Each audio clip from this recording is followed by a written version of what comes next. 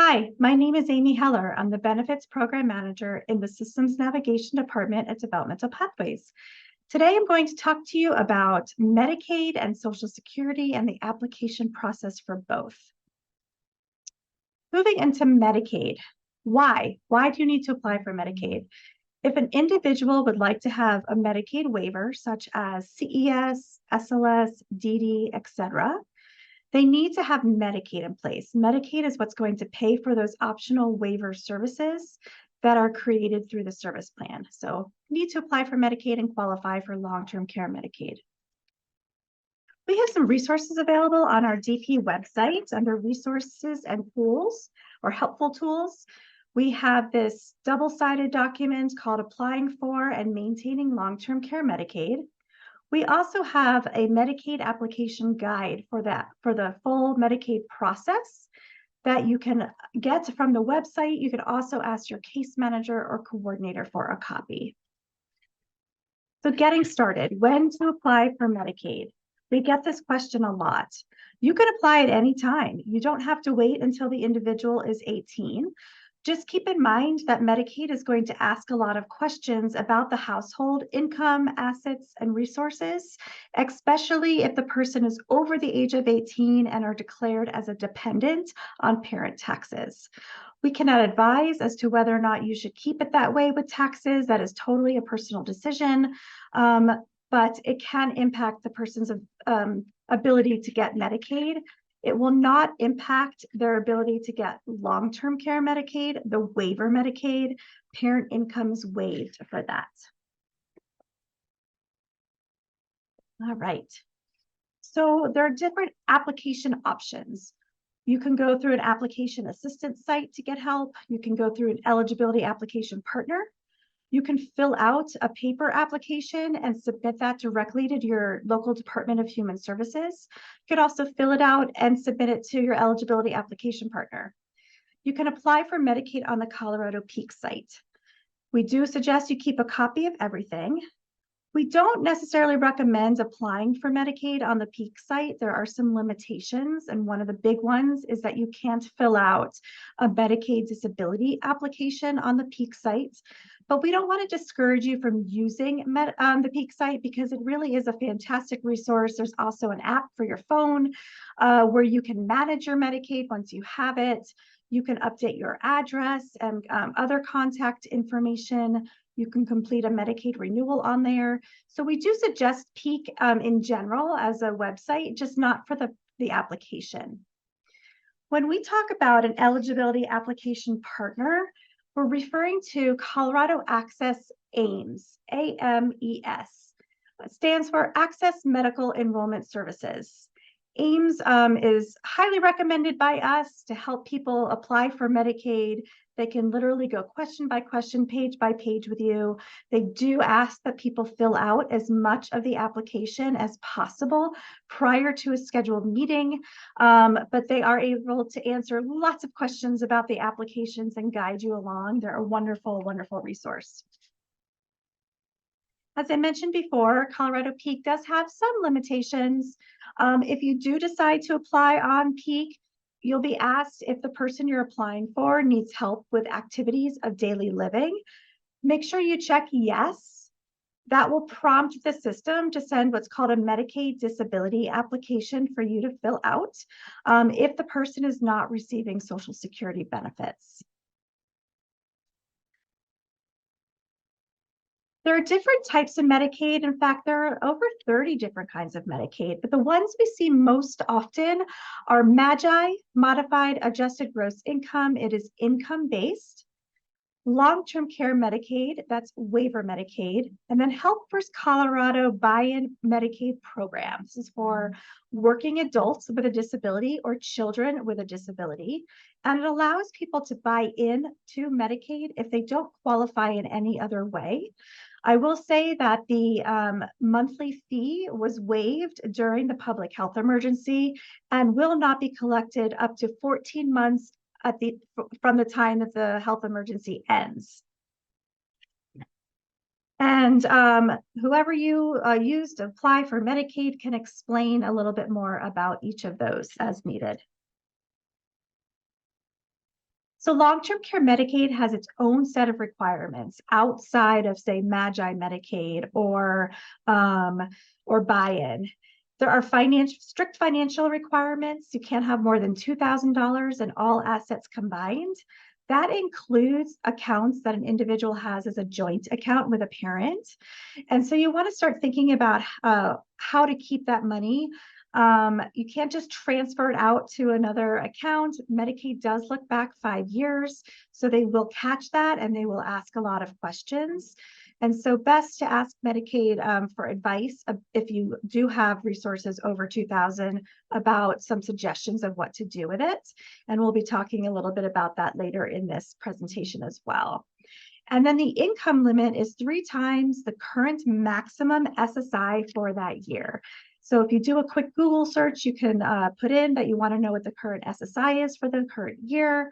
You will also find it in the in DP's long-term care Medicaid and SSA guide.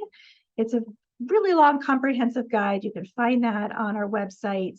And each year that is updated with the current SSI information.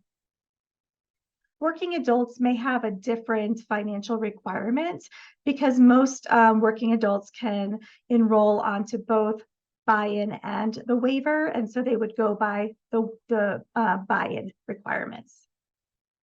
The other requirement is a disability determination, and so it is according to what Social Security defines as a disability, and there are 2 options for getting this. One is to apply for Social Security, and to be awarded Social Security.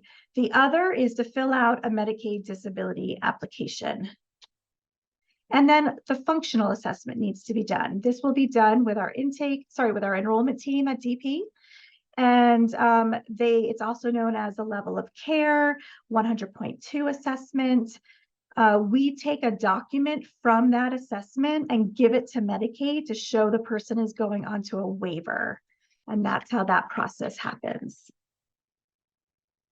We understand that some of the language is the same. So when you go through the intake process, they also do a disability determination.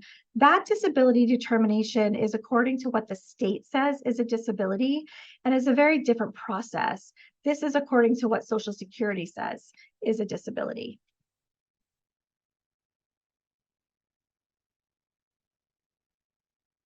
All right. So as I said, different requirements for long-term care Medicaid, got that $2,000 limit, and then might be different for working adults. More information about buy-in. You can ask your case manager for a copy of the Health First Colorado Buy-in Medicaid with Waivers Guide. We at DP, or I should say I at DP, love to make guides. And so we have a guide for lots of different things. And that guide has a lot more information about buy-in with the waiver. So thinking ahead, we highly suggest thinking ahead, not knowing when someone might be given money in the future, come into it, whether it's a family member passes away and leaves them money, or perhaps they get back pay from Social Security. We really want to encourage you to look ahead and get something in place. So an individual is not at risk of losing their Medicaid coverage at the time when honestly they need it the most. So say a parent passes away and they suddenly come into money as a result and are then at risk of losing their Medicaid coverage when they need it, when they desperately need it, right? So you can look into an ABLE account, a pooled trust, or a special needs trust. There are also 529 college savings accounts. Couple things, 529 college savings account will become a countable resource. It will count towards that $2,000 at the point that the person turns 18. It may also count for some people under 18, depending on what kind of a 529 college savings account you have. So you'll need to discuss that with Medicaid when you apply for Medicaid to figure out if it's a countable resource or not. When someone turns 18, you can transfer that money into an ABLE account to make sure that it's not a countable resource. And there is this great chart that compares the ABLE account, trust account, and pool trust. It's very long, but it has really valuable information, and I highly encourage you to take a look at that.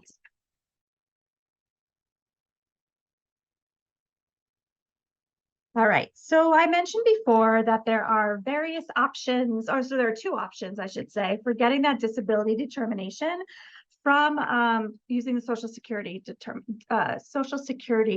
definition.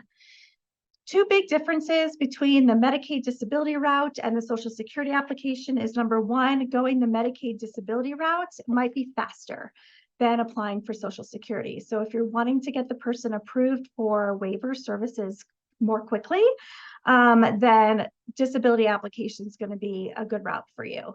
And then apply for Social Security when you're ready to. The other difference is that the Medicaid disability application does not come with a monetary benefit, but the Social Security application does. So things to consider when deciding which direction you want to go in. And honestly, you can apply for both at the same time. You can fill out a Medicaid and a disability application and apply for Social Security. So the Social Security application and the disability application look very similar, ask a lot of the same questions.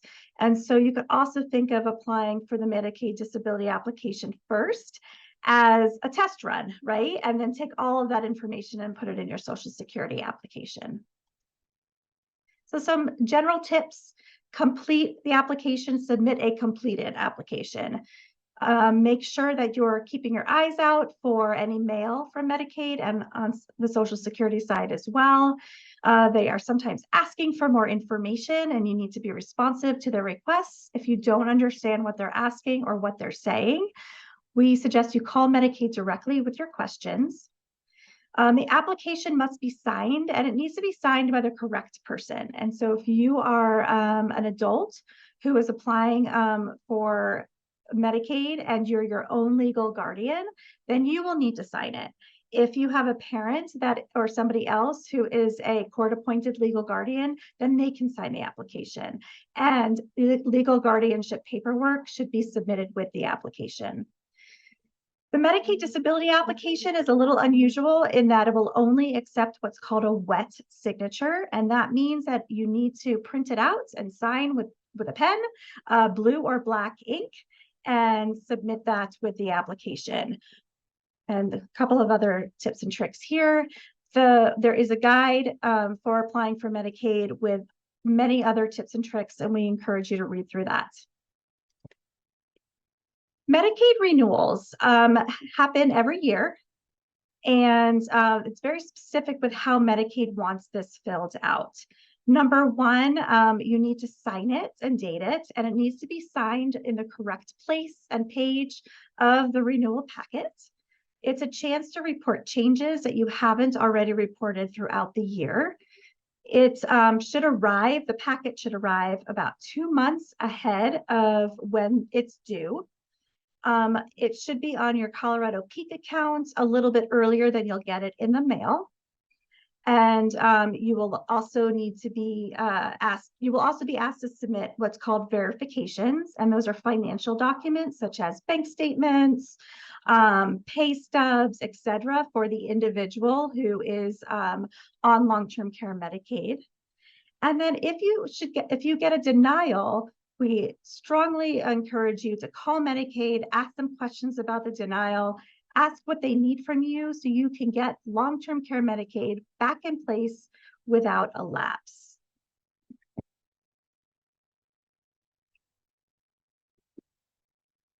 This process was previously called a Medicaid redetermination, and you will see that language used interchangeably on the Peak site. We have a very robust section in our long-term care Medicaid and SSA guide about renewals. So we encourage you to review that section when you're working on your renewal.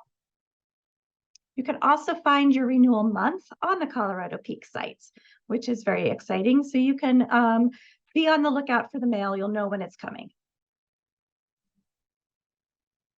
Other helpful links for Medicaid, Disability Benefits 101 is a fairly new site. It came about a couple of years ago. It has fabulous information. When you first look at it, it looks like it's really geared towards someone who wants to work or is working, but honestly, it has a lot of great information for everyone. I especially appreciate their section about Social Security, how they define SSI and SSDI. I feel like it's an excellent explanation of what those programs are. The link for Colorado Peak is there. You can also download an app to your phone. We have a link on here for resources for a list of county offices for Medicaid.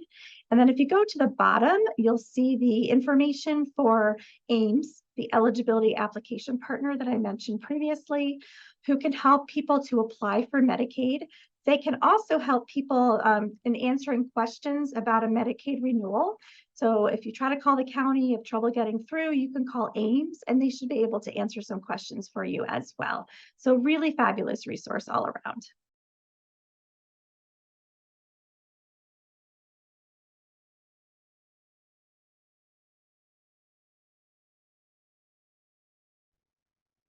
Hi, I'm popping in for some updates.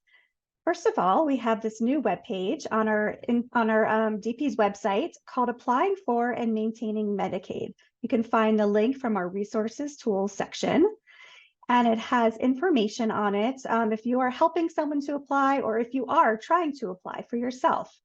Talks about which Medicaid applications might be needed, where you can go for application support, some information about applying for Social Security,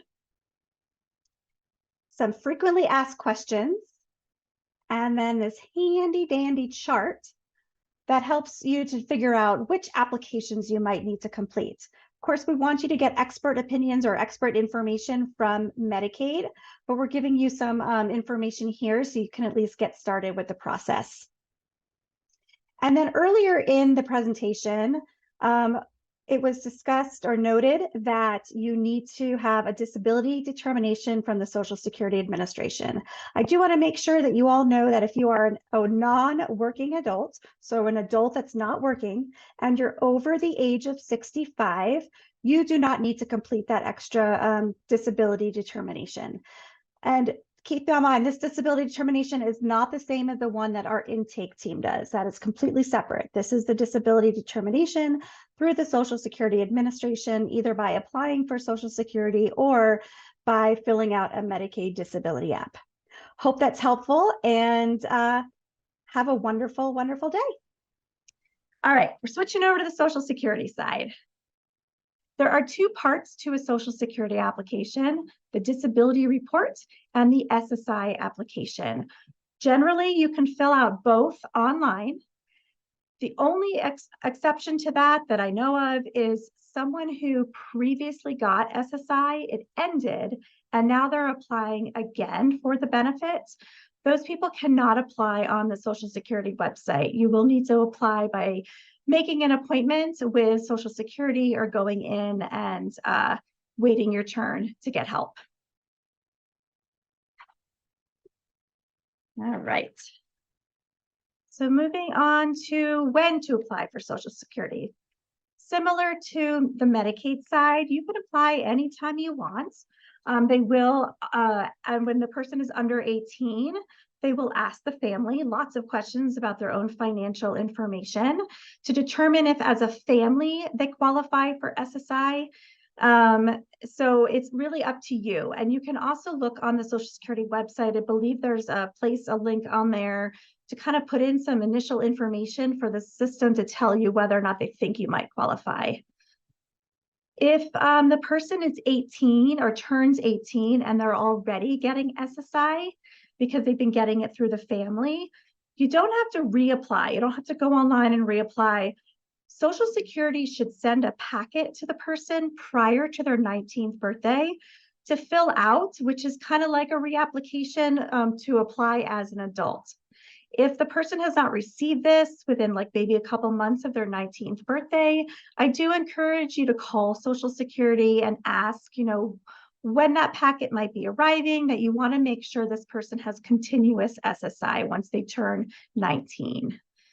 And then for someone who turns 18, Social Security doesn't consider the person 18 until they have been 18 for a full month. And so it's not recommended that you go immediately on their 18th birthday on the Social Security website and apply, because they won't be considered an adult yet.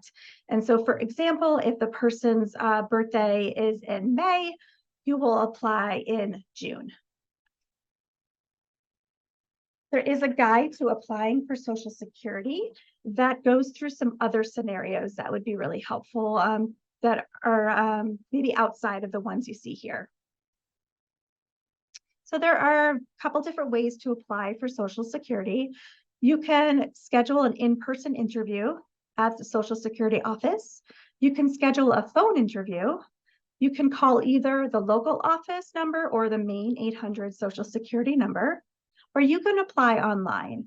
And just remember what I said before about a person who previously had SSI that won't be able to apply online.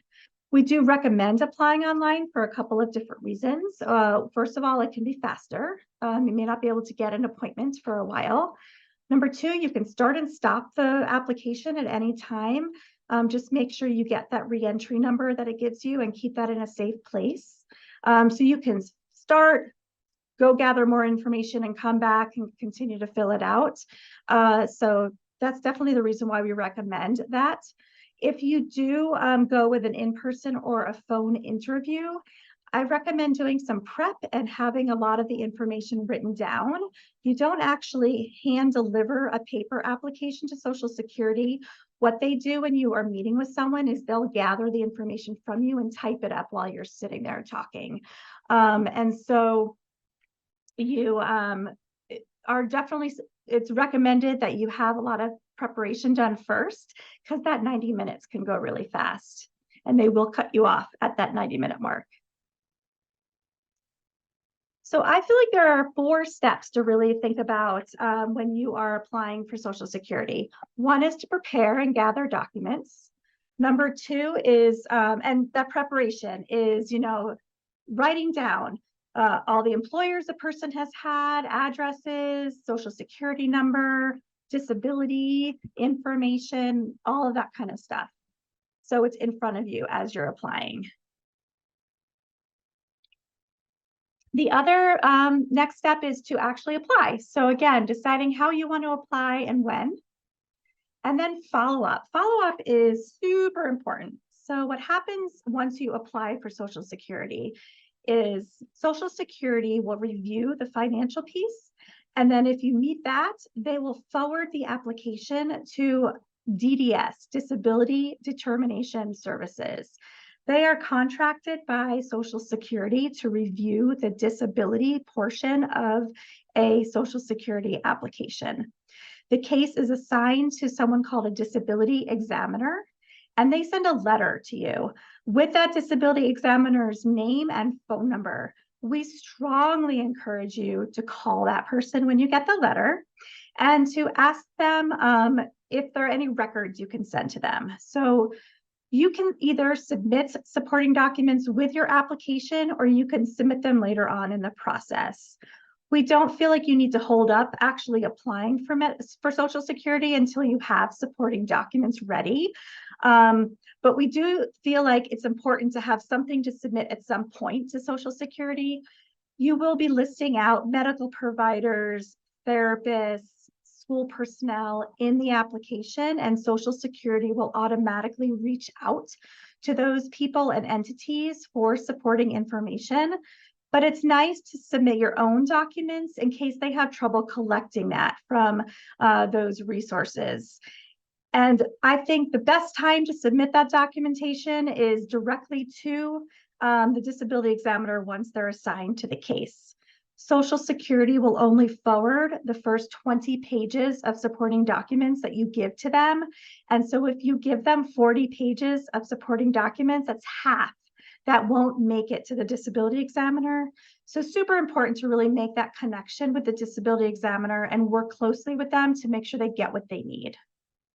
And then the last piece, if you're approved, is getting an account set up for an electronic deposit.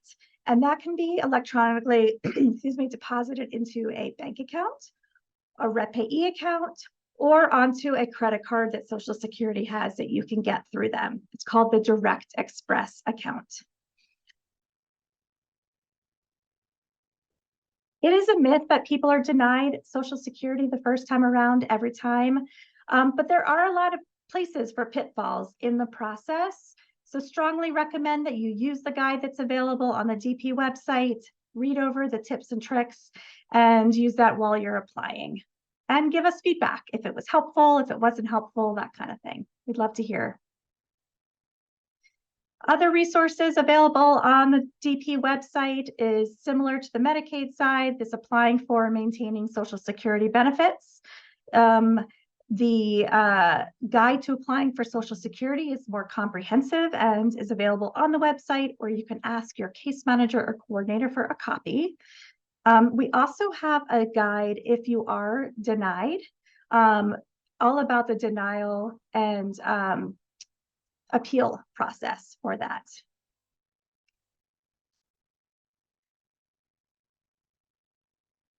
So if you'd like to watch a much longer video on the Social Security and Medicaid application process, you're welcome to go to this YouTube channel. It's through the Arc of Arapahoe, Douglas, and Elbert. I did this presentation a few years ago for their Step Up program.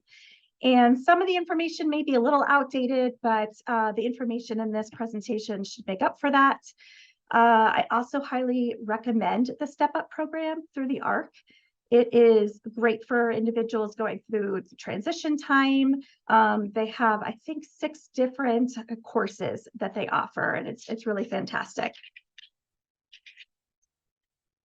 And then Easter Seals has a program called the Disability Benefits Services Department, which they offer an amazing webinar series about the different parts of applying for Social Security.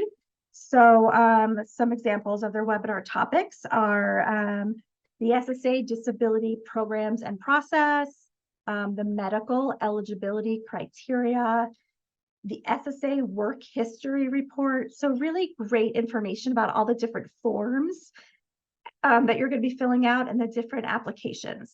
So highly recommend them. There is a cost for the webinar. I think it's pretty reasonable, but definitely something you can look into and discuss with them. And then, as I mentioned before, the Disability Benefits 101 site has great information about Social Security and as well as Medicaid. So last tidbit of information, repeating because it's really that important. Make sure the right person signs the applications. Make sure you date the applications. Make sure they're a complete application. And make sure that all of the releases that go with each application are also filled out and signed. We see denials based just purely on that. And so just double checking your work, I think, goes a long way. And then making sure your packet is complete and all the pages are in order.